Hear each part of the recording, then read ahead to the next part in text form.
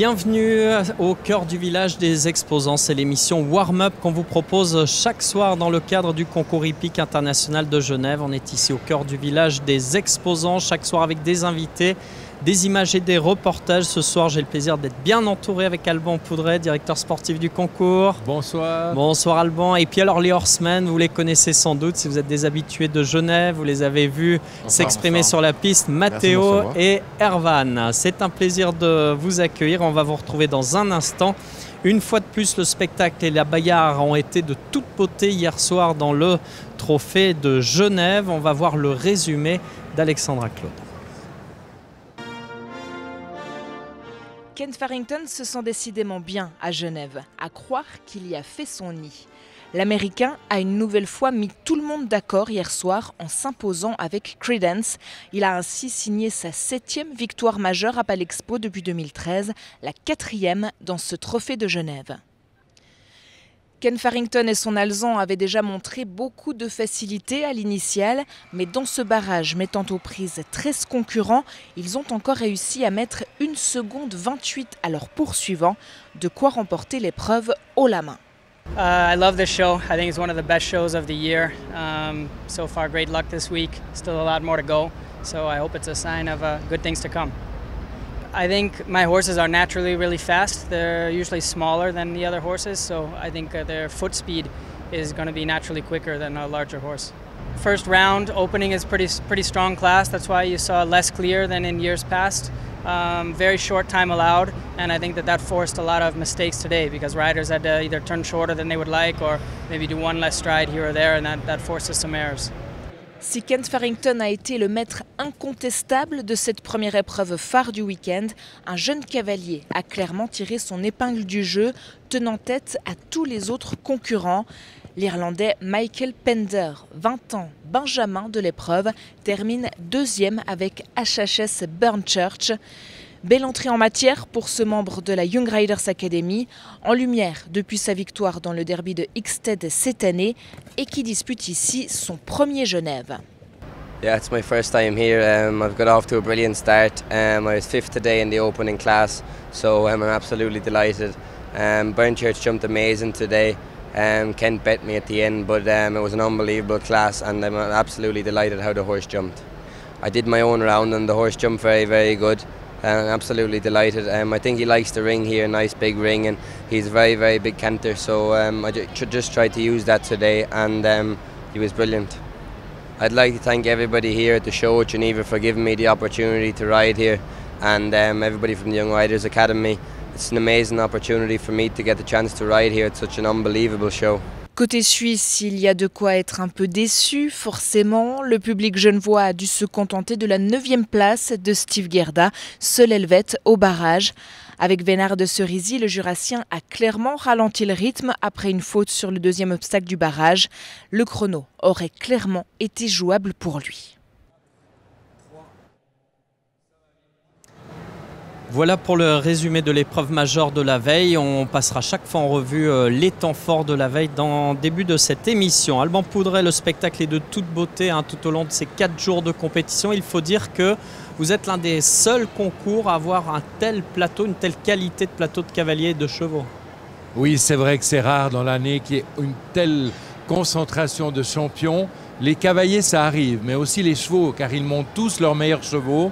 Et en général, leurs meilleurs chevaux vraiment au pluriel parce qu'ils prennent leurs 2-3 meilleurs de l'écurie parce qu'il y a tellement de grosses épreuves ici. On a vu déjà ce jeudi soir avec une épreuve déjà fantastique et le week-end est long avec de grands challenges. Alors vous avez vu défiler quantité de grands noms de la discipline du saut d'obstacle et parmi ces stars mondiales, le Brésilien Nelson Pessoa, à qui vous consacrez un film.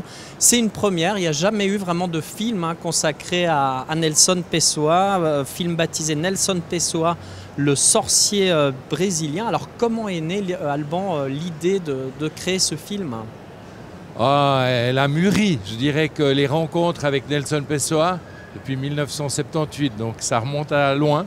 Mais chaque fois, je me disais, vraiment, cet homme est fascinant, il est tellement intéressant, et puis il a beaucoup de charme quand il explique tout ça, mais il a surtout une vision. Et puis j'ai fait une longue interview pour l'Éperon et le Cavalier Roman juste avant les Jeux de Rio, où avec Marcel Rosier, il parlait de leurs 10 Olympiades, 10 comme cavalier, coach ou père de champion. Et puis là vraiment, le film s'est imposé de lui-même et ça a été un réel bonheur d'aller le rencontrer. C'est une balade, c'est le long parcours de Nelson Pessoa. Il raconte toutes ces étapes qui ont passé d'ailleurs par la Suisse, puisqu'après le Brésil, ce fut cette année à Genève. Alors dans cette balade, justement, on va retracer un extrait qu'on va écouter ensemble. C'est Nelson Pessoa qui nous parle un peu de la différence entre les chevaux du passé qu'il qualifie de robustes et les chevaux d'aujourd'hui. On l'écoute et on se retrouve après. Nos chevaux étaient plus rustiques, plus exposés que maintenant. Comme maintenant, les chevaux sont un petit peu trop protégés avec ce terrain, que c'est un petit peu presque des aquariums, toujours le même sable, etc. Même maintenant, on parle d'un cheval qui va sauter sur l'herbe. Il n'est plus habitué à sauter sur l'herbe. Comment est-ce qu'il est possible un cheval qui n'est plus habitué à sauter sur l'herbe, la chose plus naturelle qui puisse exister? Parce que ça n'existe plus. Les chevaux sont habitués à un terrain, à un sable. Donc quand ils voient quelque chose de différent, quand ils voient 1 mètre carré de l'herbe, ils ne savent pas où mettre les pieds.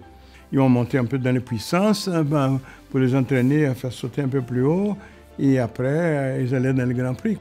Le 2 Grand Prix d'Aix-la-Chapelle, ça s'est disputé en barrages successifs, donc ça terminait en 2010. Donc le cheval, dans la même journée, sautait 75 obstacles et il terminait sur 2,20 m. Voilà un extrait du film Nelson Pessoa, le sorcier brésilien, réalisé par Alban Poudret et Nicolas Bossard, qui réalise cette série des émissions Warm-Up.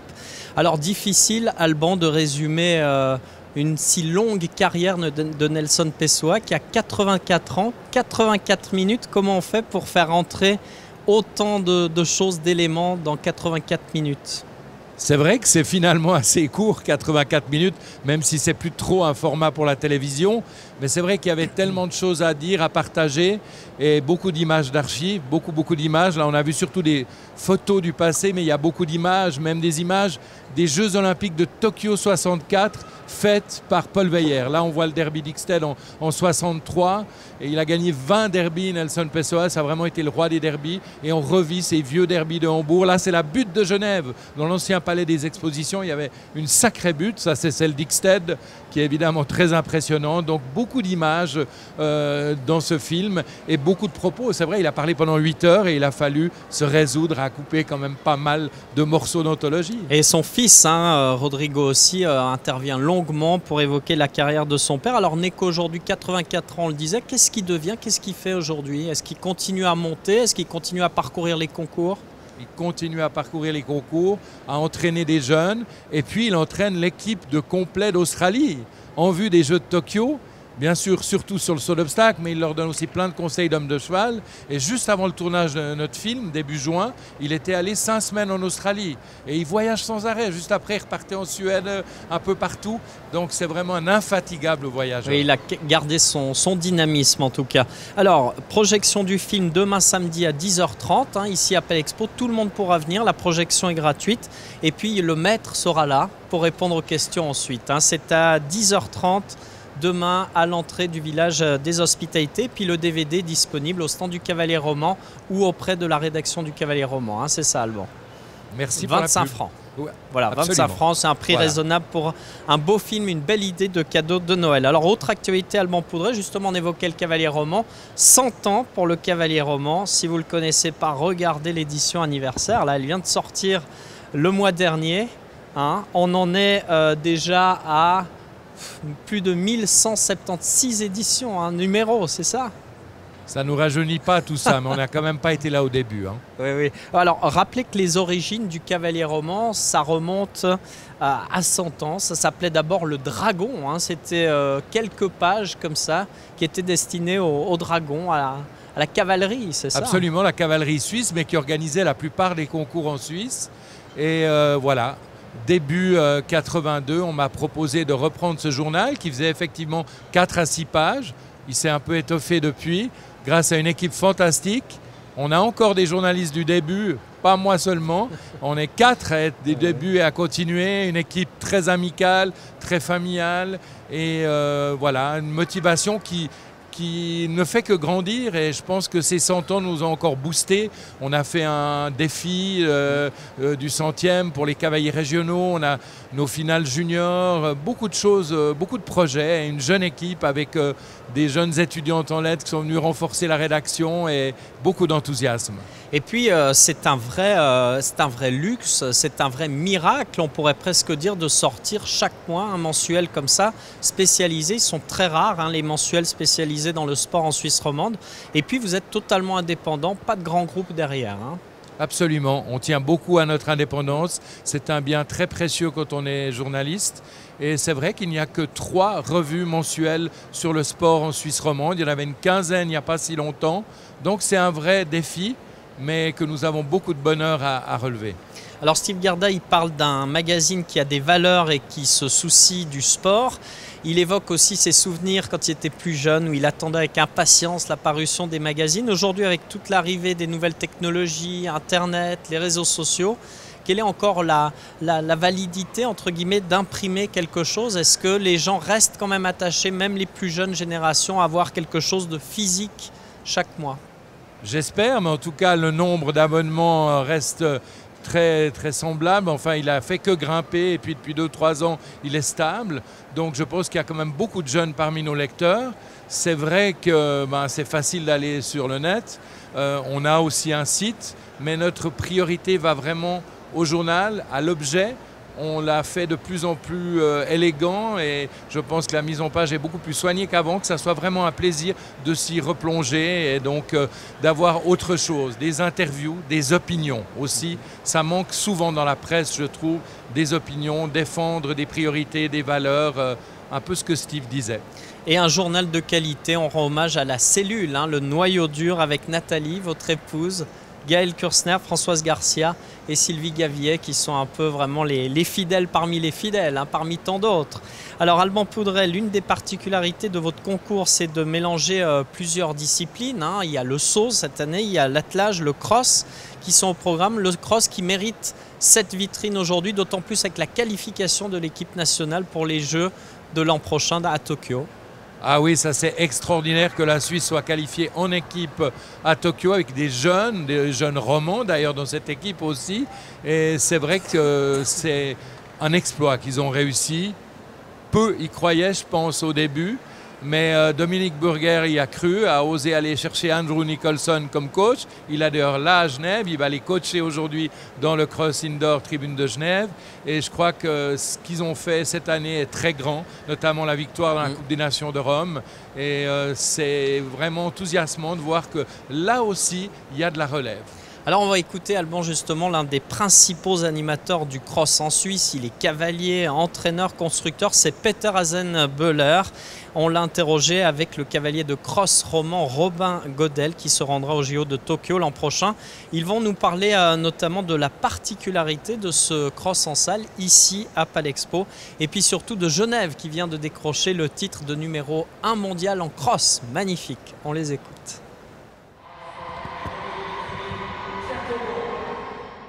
Ah, ça fait beaucoup de plaisir d'être le meilleur concours du monde indoor, cross. Mais ce n'est pas seulement moi, c'est toutes les installations, c'est les aides de l'organisation. Je crois là, c'est un jeu qui joue vraiment de faire ça.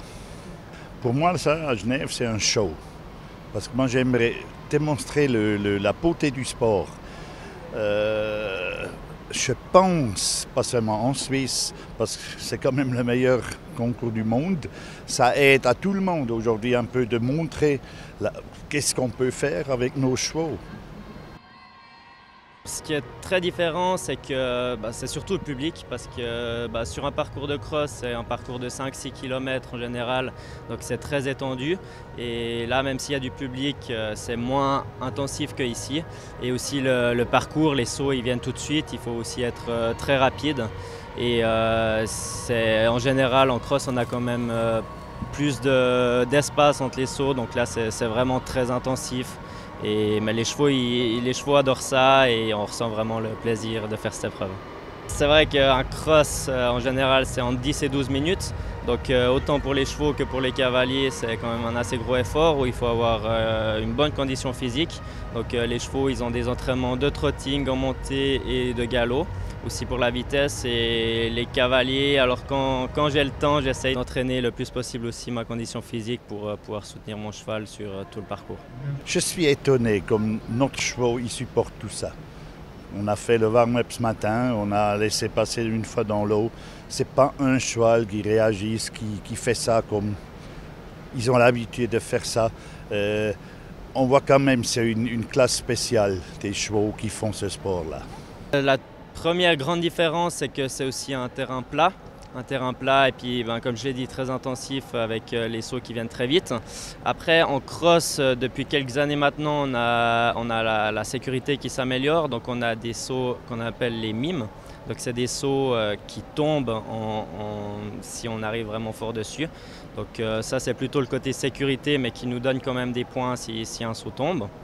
Et donc ici, il y a aussi 2-3 sauts avec une petite perche de saut dessus. Donc ça, par contre, on n'a pas l'habitude de voir en cross avec juste une simple perche. C'est vraiment un concours très spécial aussi pour nous, les cavaliers complets.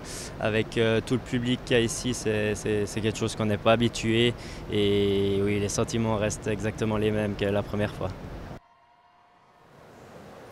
Voilà donc pour le cross, on va changer d'univers et de discipline. On va parler maintenant des horsemen, ces hommes chevaux. Rebonsoir Matteo et Evan. Pascal. Bonsoir. Alors Matteo, vous êtes le père fondateur de cette discipline. Alors comment c'est né cette histoire, cette idée de se dire on va imiter un peu les chevaux, parce que non seulement vous sautez, mais vous imitez un peu leurs mouvements, leur attitude.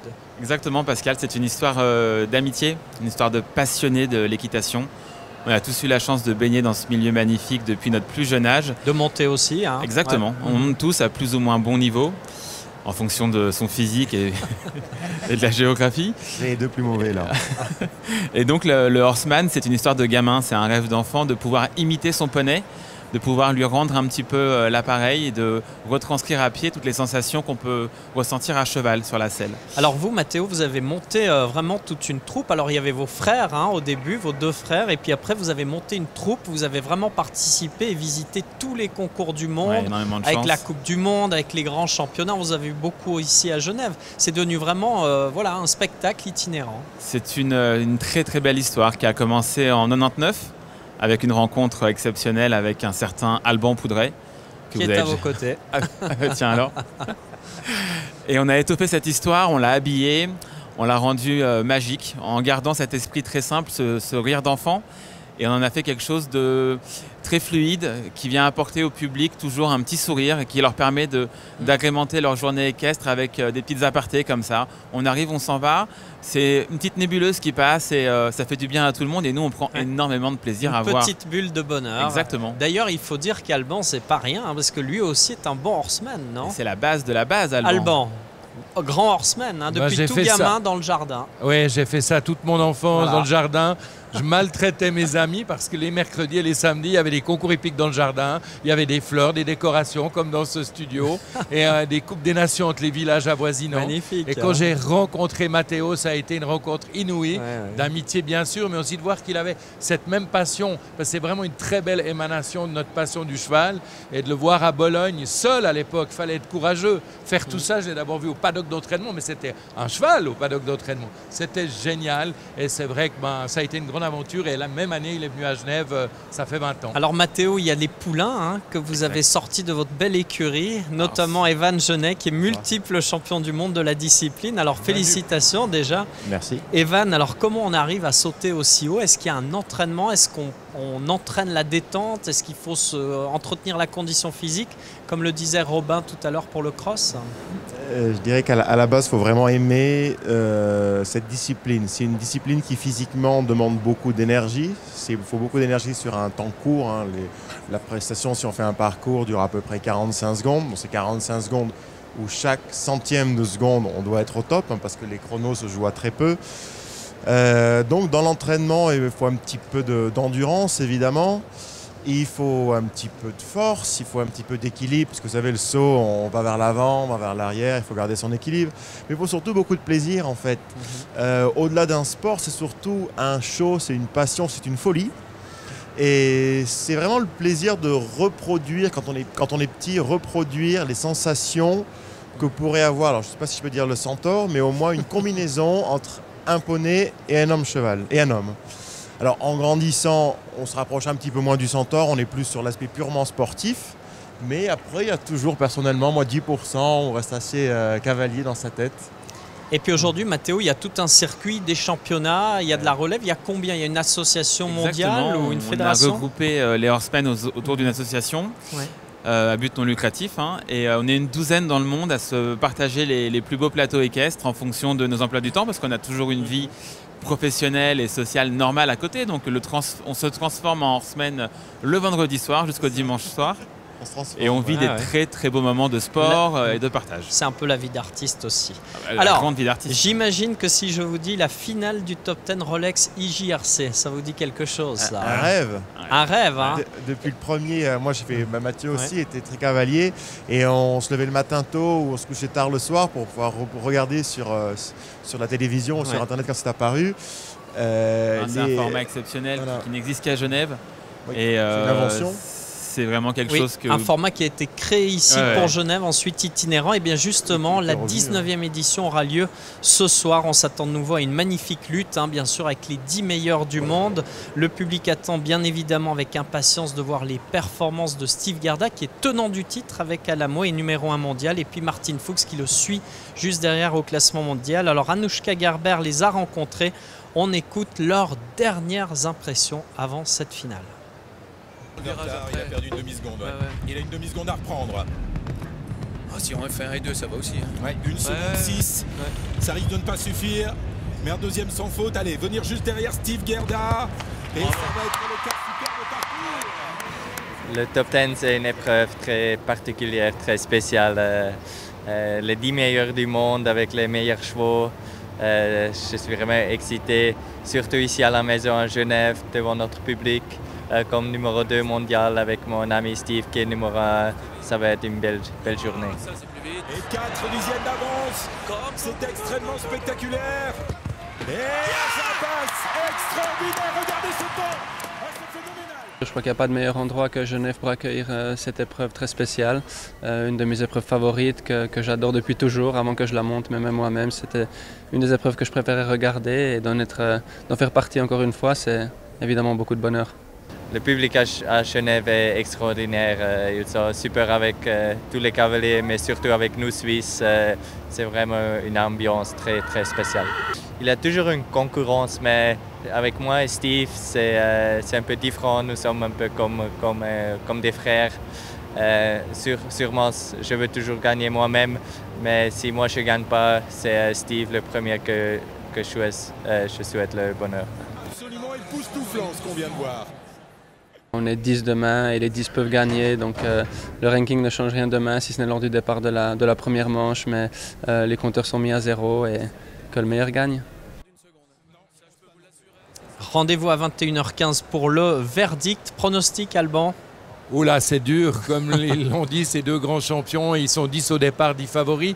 Mais si je dois en donner 3, moi je vois assez Steve ce soir et Martin dimanche, parce que Martin montera Cluny dimanche. Bon, Steve montera Bianca, ce sera serré.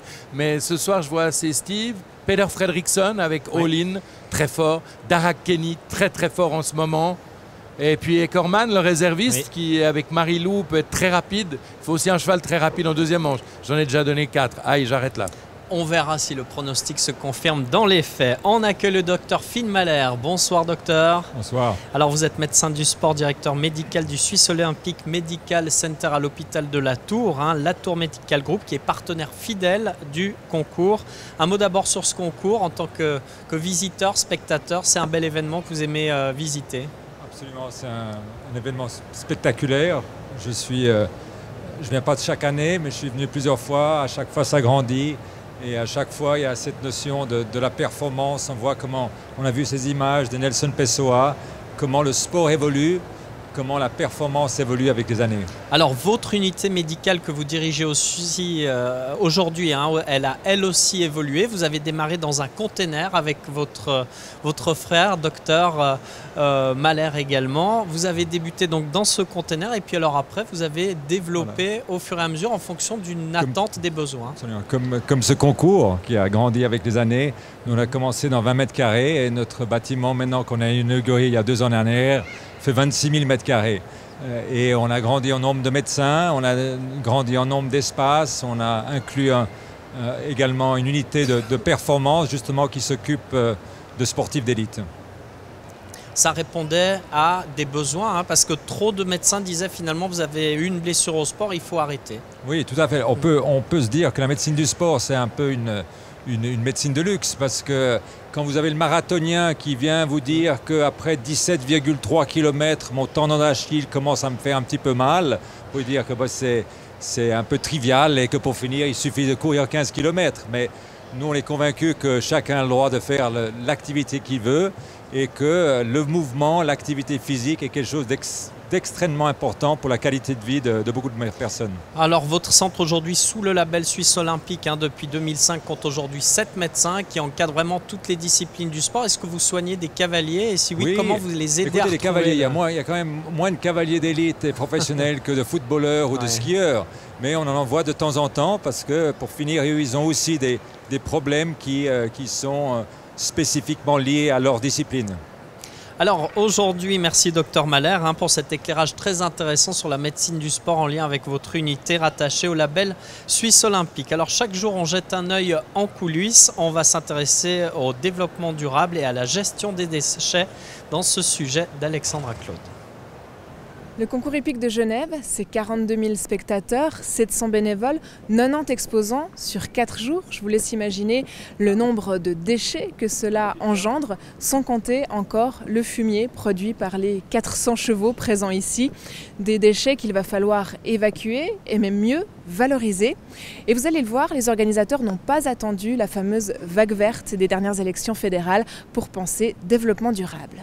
Sophie Motu-Borel, bonjour. Bonjour. Vous êtes la directrice générale du concours hippique international de Genève. Alors la commission de développement durable, ça fait un bout de temps qu'elle existe. Quelle est sa mission ? Alors effectivement, cette commission existe depuis un petit moment puisqu'on l'a créée en 2008. Et puis sa mission première au tout début, c'était vraiment d'avoir une gestion du fumier lorsqu'il repartait des écuries et d'avoir ce côté éducatif puisque dès le début, on a voulu organiser cette journée des enfants et accueillir des enfants dans le cadre de notre manifestation et leur expliquer un petit peu le rôle que nous jouions au niveau de l'environnement. Maintenant, on a vraiment ce rôle, on veut les accueillir. On a des ateliers éducatifs, que ce soit lié à l'environnement, mais aussi au rôle du cheval, le rôle de transmission de certaines valeurs. On essaye vraiment de faire ça de plus en plus. Cette année, on avait 850 enfants accueillis durant la journée du jeudi, donc on a ce rôle-là.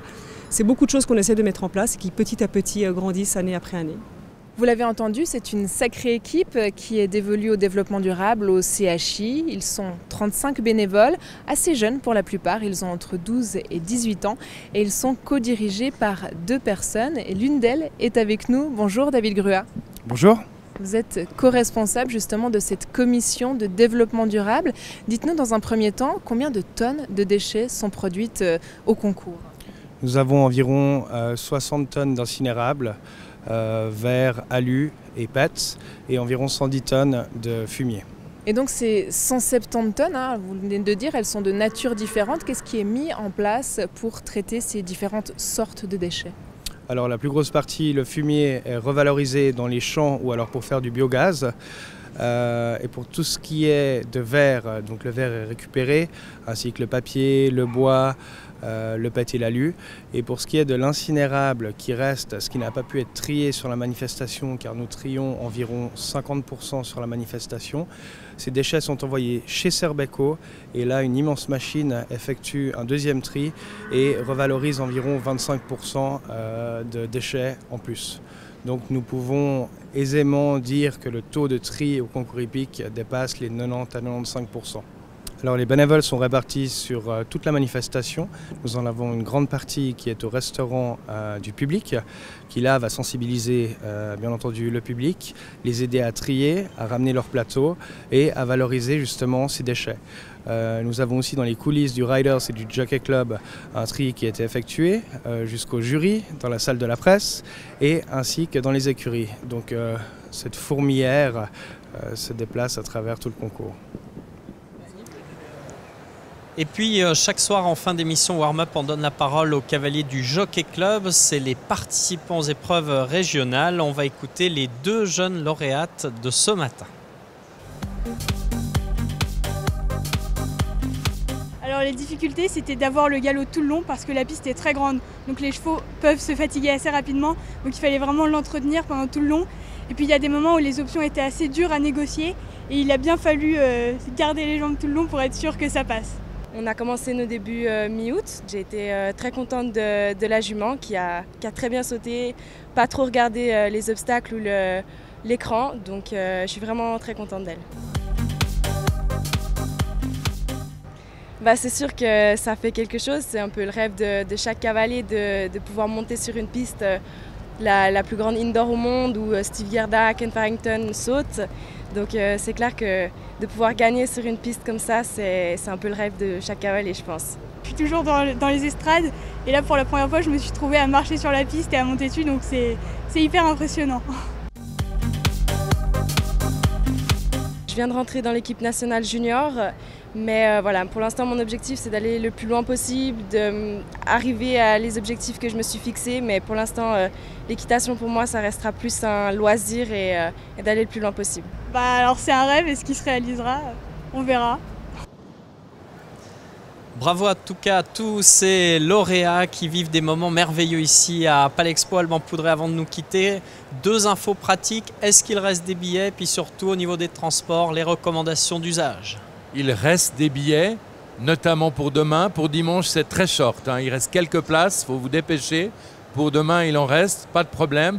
Le problème, c'est la circulation, le parquage. Prenez un peu de marge ou venez en train, en bus. Mais c'est vrai qu'il faut prendre un peu de marge, il faut se dire qu'on vient du matin. D'ailleurs, on va passer le film sur Nelson Pessoa le matin. Il y a des belles épreuves toute la journée. Il y aura la Coupe de Genève déjà à 12h45. Il y aura le Grand Prix des moins de 25 ans. Une soirée extraordinaire qui finira par le Masters avec de la folie, les horsemen et toutes les disciplines équestres, 2 champions du monde de voltige, des cavaliers de saut de l'équipe suisse qui vont faire de la voltige. Et tout le monde va s'essayer à d'autres disciplines. Venez dès le matin. Mais là, si on ne remplit pas Palexpo ce week-end, moi, j'y comprends plus rien. Merci beaucoup en tout cas à vous, Alban Poudret, Dr Mahler et vous, les horsemen. Bonne suite de concours. Merci de nous avoir suivis. On se retrouve demain pour la 3e émission avec le directeur adjoint du concours, Michel Sorgue, et puis Virginie Fèvre qui nous parlera des Jeux Olympiques de la jeunesse. Excellente soirée à vous. À très vite.